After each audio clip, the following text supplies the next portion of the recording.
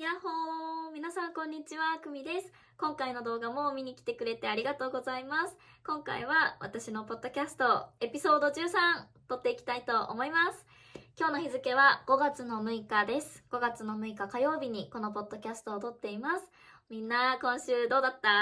はい。ちょっとポッドキャストをアップするのが遅くなってしまったんですけど、私はゴールデンウィークで鳥取県のね、実家に帰ってきていて、はい、本当にゆっくりのんびり過ごしていました。昨日はちなみに5月の5日で子供の日だったんですけど、子供の日ということで、私たち家族の中ではもうね、ワンちゃん2匹が子供のような存在なので、ワンちゃん2匹を連れて、鳥取県から近くの岡山県っていうところにあるドイツの森っていう公園に行ってきました。昔までは私たちが子供の時は遊園地とかに行ってたんですけど、今はね、もう私たち家族の中ではワンちゃん2匹が私たちの子供のような感じなので、ワンちゃん2匹の喜ぶ顔が見たくて、私たちは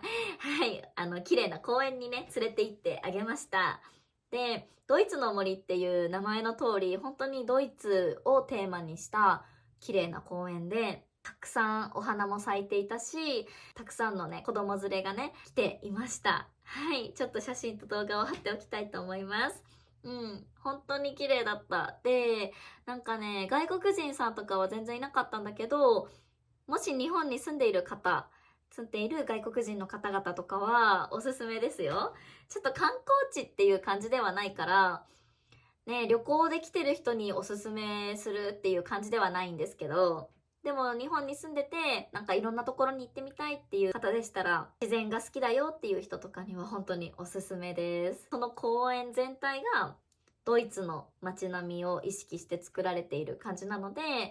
はい。音楽とかもちょっとヨーロッパな感じの陽気な音楽がちょこちょこ流れていたりとかしていてですね、本当にいつか本物のドイツに行ってみたいなっていうふうに思いました。はい。2匹のワンちゃんたちが、ティムくんとティコちゃんがね、本当に嬉しそうに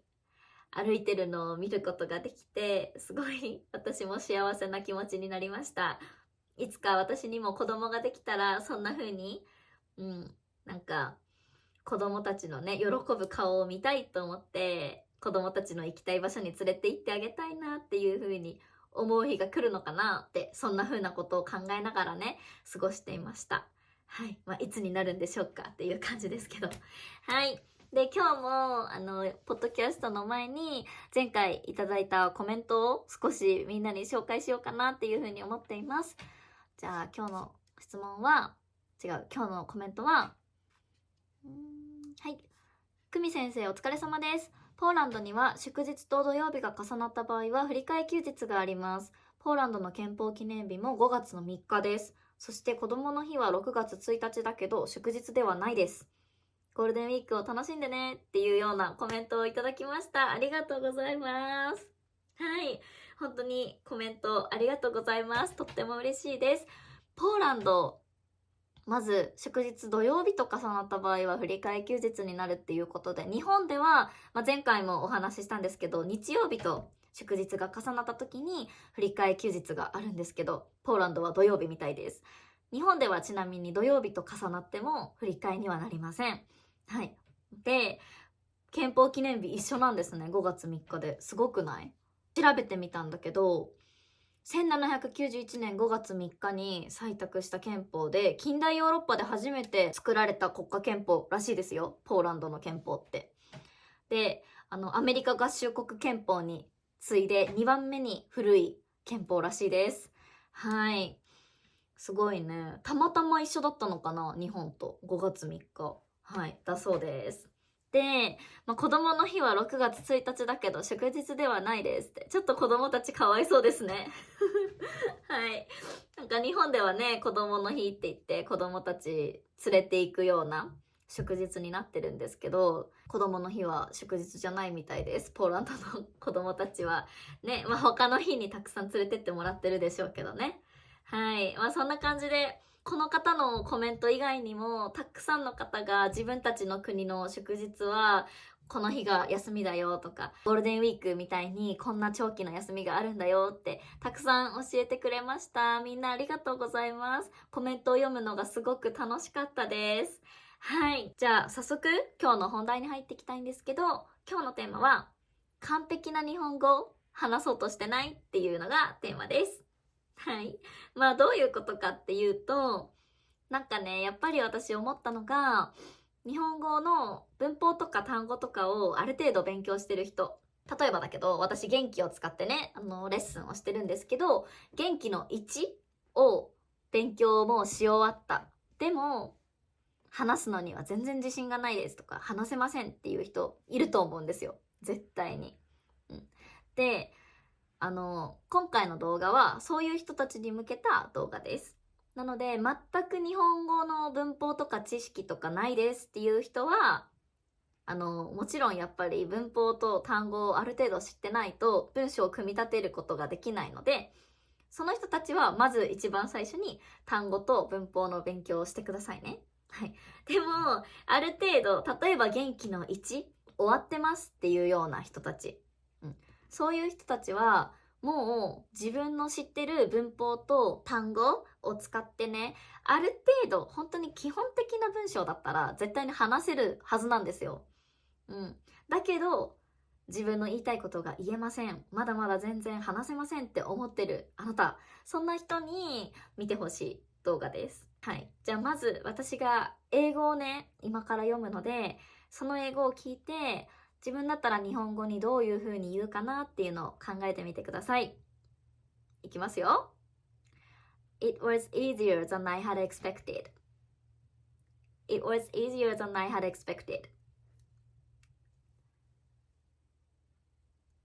はい、どうだったでしょうか？文章みんな考えることができましたか？多分多くの人がこの expect っていう単語が分かんなくて、expect ってなんだろうって考えて終わっちゃった人もいるんじゃないかなって思っています。はい。まあ、正解はですね、教科書みたいな綺麗な日本語で訳すとしたら、予想していたよりも簡単だった。予想していたよりも簡単だったっていう訳し方が一番綺麗な日本語の訳し方になると思うんですけど、そうです。expect っていうのは日本語で予想するっていうような表現が使われます。でもね、この予想するっていう単語が出てこなかった人って他の言い方に言い換えた人ってどれぐらいいるんだろう？自分は予想するっていう言葉じゃない言葉を使ってこの文章を完全に言うことができましたよっていう人はどれぐらいいるんでしょうか？はい。で、この予想するっていう単語を使わなくても正直この元気1を終わってる人だったらこの文章は日本語で言えてほしいなって私は思うんですけど、そんなの無理だよって思った人いるかもしれないけど、じゃあ予想するってさ、みんなどういう意味ですか？みんなが予想するって何って小学生とかに聞かれたら、予想するっていうのはね、こういうことだよって簡単に説明するとしたら、なんて言いますか？はい。予想するっていうのは、考えること、思うことですよね。だから、私だったらこの文章を予想するっていう言葉を使わずに訳すとしたら、思っていたよりも簡単だったとか、自分の考えよりも簡単だったとか、そう、予想していたよりも簡単だったっていう予想をするっていう言葉が出なくても、自分の知ってる単語の中で同じような言葉をね、言い換える、同じような言葉で言い換える、ことができるんですよね。ニュアンスがちょっと違うとしても、でも意味ほとんど一緒じゃないですか。そう。で、今日私が話したいのはこれなんですよね。たくさんの生徒さんが多分、特にね、この教科書とかを使って勉強してきている中級者から上級者の人ってある程度文法の知識とか単語の知識があるからこそうわこの単語が言いたいっていう単語に出会った時に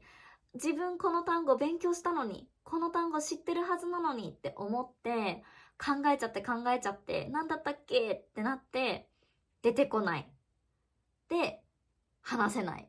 てなる人って結構多いと思うんですよ。でも今日みんなに覚えてほしいのは、私が思う日本語のスピーキング力が高い人って教科書で習った文法とか単語とかをそのままね全部覚えて話す人じゃなくて、自分の話したい言葉を自分の知ってるボキャブラリーの中で簡単な表現に言い換えることができる人、言いたいことをその言葉が分かんないってなった時に自分の知ってる言葉で違う表現で言うことができる人、そういう人って本当に日本語のスピーキング力が高いなっていうふうに思うんですね。ちょっとイメージしにくいかもしれないので他の例を出します。じゃあみんなはこの英語なんて日本語に訳しますか？ Surprisingly, the test was easy.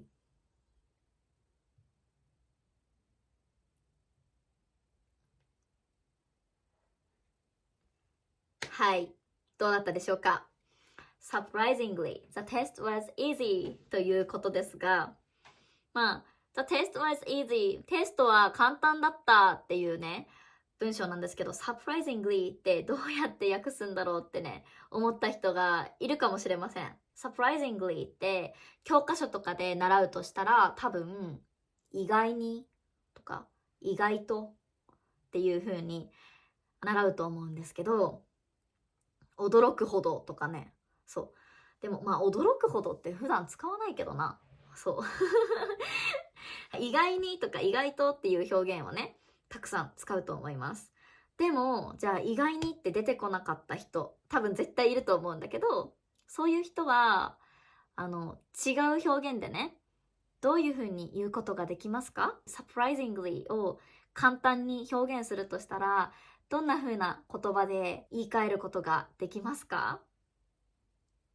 例えば、ちょっと似てるけど、そのテストは思ったより簡単だった。そのテストは思ったより簡単だった。意外にっていう言葉を使わなくてもね、思ってたより簡単だった。思ったより簡単だった。The test was easier than I expected って表現することができるじゃないですか。それをもっとシンプルにするとしたら、テストは簡単でびっくりしたとか、surprisingly っていうことはびっくりしてるじゃないですか。だからテストが簡単でびっくりしました。これでも同じような意味が伝わると思うんですよね。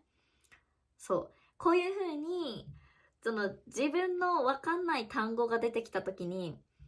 この単語が分からないって思って思考がね考えることが止まっちゃうっていうことって多分たくさんあると思うんですよ。私もそうだから、英語で私も英語でこの言葉が言いたいってなった時になんだっけって絶対習ったことあるし勉強したことある、なんだっけって止まっちゃうんだけど、そうじゃなくって、じゃあこの単語をもっと簡単に何か他の表現で言い換えることができるとしたらどんな表現ができるんだろうっていうのを考える。その思考に、その考え方にシフトしたことでちょっとね英語を話すことへのハードルが下がった気がするんですよね。だからこれは日本語を勉強するみんなにとってもとても役に立つんじゃないかなと思って今日はお話ししてみました。なんか意味が伝わったでしょうか？はい、みんなこれ意味伝わったかななんか理解してくれる人がいたらいいなって思うんだけど、多分みんな特にね本当に中級者の人とかってたくさん単語を知ってるからこそ、文法を知ってるからこそめっちゃ完璧な日本語を目指しちゃって、自分日本語まだまだ喋れないって思う人っていると思うんだけど、みんながもうすでに習ってきた文法とか単語とかを使うだけで多分みんなの日本語のスピーキング力ってそれを使いこなせるようになるだけですごく上がると思うんですよ。例えばの話なんですけど、 N2 持ってる人と N4 持ってる人がいます。で、それだけ聞くとさ、N2 持ってる人の方が日本語のスピーキング力高いのかなって思うんだけど、N2 持ってても全然日本語話せないっていう人やっぱりいますよ。で、N4 しか持ってないけどめちゃめちゃスピーキング力高い人っているんですよ。で、やっぱりそういう人たちってなんでスピーキング力が高いのかなって私も考えたんですけど、そういう人たちは本当に自分の今まで習ってきた文法とか単語をうまく使いこなせてるんですよね。で、うまく使いこなせることができるから、何か自分の言いたい表現があるけど、その言葉がわかんないっていう時も、じゃあその言葉をもっと簡単に自分の知ってる言葉で表現するとしたら、どんな風に言うことができるんだろうって考えて、違う表現でお話できるんですよ。だから単語が出てくるの。言葉が話せるんですよ。で、やっぱり例えばだけどね、そう、N1 持ってる人、N2 持ってる人は、知識はあっても、それを使いこなせなかったら、スピーキング力が高いとは言えないですよね。なので、私が思うスピーキング力が高い人って、本当に、自分の言いたいことを自分の知ってる単語や文法を使って言い換えることができる人。そうすることができる人が、めちゃめちゃ日本語のスピーキング力が高いという風に最近ね、すごい感じるんですよね。はい。なので、教科書で勉強した文章とかって、もちろん正しい日本語だし、もちろんこれが綺麗な日本語なので、これを丸々覚えて、それを使えるようになるっていう、それもとってもいいことなんですけど、丸々覚えて話せるようになった人と、自分の言いたいことを自分の知ってる単語で言い換えすることが上手い人じゃあ、多分ね、今後知らない表現に出会った時に、教科書の日本語を全部暗記してる人だったら、うわ、この単語わかんない。まだ習ってない。じゃあ話せないって、そこで思考が止まっちゃうかもしれない。でも、その自分の知ってる単語で言い換えるっていうトレーニングをたくさんしてきた人って多分、この単語わかんないけど、例えば疲れたっていう単語が出てこないけど、疲れたってつまりもう何もしたくないっていう意味だなとか、疲れたってことはつまりもう早く寝たいっていう意味だなとか、そんな風に疲れたっていう単語が出てこなくても、自分の言える言葉でその言葉と似てるようなね、ニュアンスの言葉で言い換えることができる。それってめちゃめちゃ大切だなって最近すごい感じるんですよ。だから今回はね、みんなにもそれをすごく伝えたかったんです。話伝わったかなはい。ちょっと、またいつも通りめちゃめちゃになってしまったかもしれないんですけど、このことをね、みんな意識して日本語を勉強してほしいなって思いました。これを意識するだけで多分日本語を話すっていうののハードルが下がると思うんですよ。だってみんなの言語でも同じじゃないですか？多分一つの単語でも何通りの表現をすることができるでしょ？だからなんか正解は一つじゃないし、完璧な日本語を目指さなくてもいいし、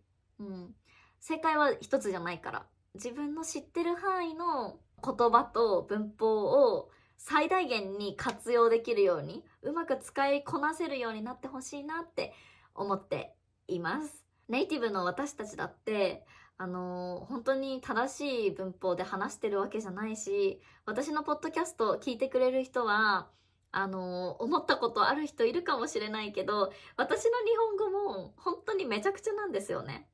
私編集しててね、いつもすごい思うんですよ。私の文法めっちゃめちゃだなと思って。だから、なんだろうな、みんなも本当に完璧な日本語を目指さなくてもいいから、日本語なんて本当ただコミュニケーションの一つの手段でしかないから、完璧じゃなくていいんですよ。だからちょっとでも、今日私が言いたいことを自分の知ってる簡単な言い方に言い換えるっていうね、そのね、考え方にシフトするだけで、みんなが少しでも日本語を話す時のハードルが下がったらなって本当に思ってます。全然みんなが多分今まで勉強してきたことを使ったら、もっともっと話せるようになると思うんです。はい。じゃあ今日は今から一番最後に、この動画のまとめとして、ある例文を読むので、この文章を聞いて、自分だったらどんな日本語に訳すのか、自分だったらどういうふうに日本語で言うかっていうのをみんなちょっと考えてみてほしいなって思います。で、もしね、考えて私に見てほしいなって思う人がいたら、YouTube のコメントで自分の考えた日本語をぜひ残してくれると嬉しいです。はい。じゃあ、今日の宿題の英語は、I think his idea is not very realistic. I think his idea is not very realistic.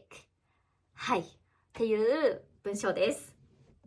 この文章をみんなだったらどういうふうに言いますか？ realistic っていう言葉がわかんないっていう時、どんな風な言葉で言い換えることができますか？はい。じゃあみんなが一生懸命考えて私に教えてくれると嬉しいなと思います。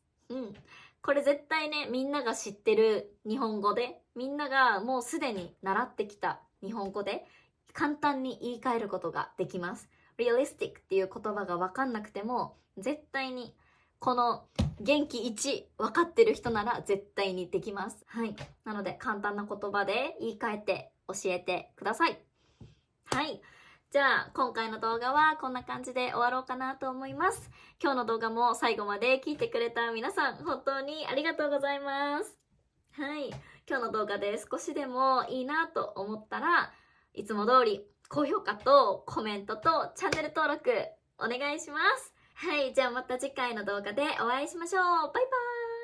バーイ。